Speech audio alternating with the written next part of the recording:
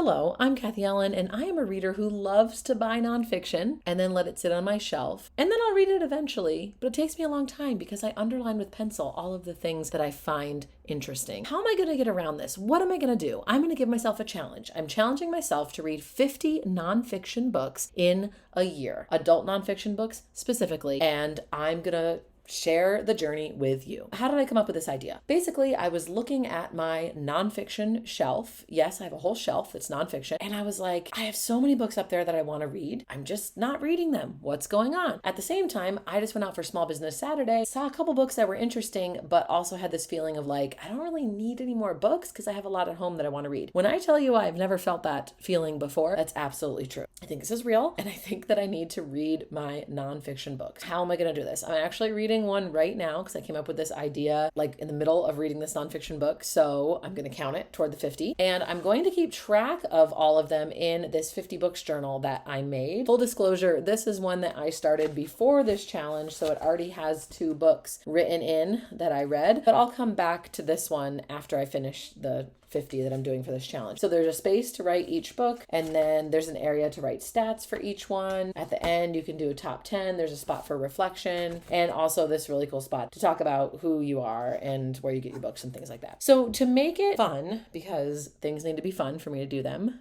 thank you, ADHD brain, I turned all of the books that I want to read pages out. Is that right? The opposite of spine out. Pages out. When you look at them, you cannot see what book is what. Now, I do know there's a couple books that are distinctive, like size and shape. I do know what those are. But my plan is, after I finish this first nonfiction book that I'm reading, I am going to record it in my new journal, and then I'm going to ask my husband to turn 3 of the books around. And then I'm going to walk in, look at the 3 that are turned around, and choose one of them. Once I read that book, there's still going to be 2 that are turned around. So one more can get turned, or I can be like, nope, wipe the slate clean, turn around a fresh 3. But that's only after reading one of the 3. Like I can't do that. Like when he does the first 3, I can't be like, nope, fresh 3. I'm doing this because I like the idea of it being a little gamified. I think it'd be fun to see like what comes up. Honestly, if I keep avoiding a book, then I probably don't really want to read it. It's okay to buy books and put them on your shelf and change your mind. Bring the book to a used bookstore or give it away or put it in a little free library, right? So I'm excited to see this, and I'm excited to share with you the journey. I most likely will be doing short little book reviews about each one, but I've also been thinking about, for nonfiction books, doing a quick sort of 5-minute, 6-minute video talking about like 5 great takeaways that I got from the book. I'm not trying to be one of those ridiculous services that it's like Cliff Notes for nonfiction books. And it's like, oh, you can read a whole nonfiction book. You're reading the Cliff Notes version, which is fine, but it's not equal to reading the entire book. I think that would be fun for me to go into each nonfiction book thinking that, because I do love reading nonfiction. Like I said, I underline, I annotate on the side, but I don't always carry things out from that. I keep the ones that I really like and have them annotated so I can go back and look at things, which is fun. But I think a lot of them that I have on that list are things that I want to learn about and maybe incorporate into my daily life as well. I'm starting this December 1st, 2023. And if you're like, Kathy Ellen, why wouldn't you just wait until January 1st? Because I'm a different person in January, okay? When January comes around, I have that whole week kind of in between Christmas and New Year's where I'm not doing a lot of work. And I think I can just do like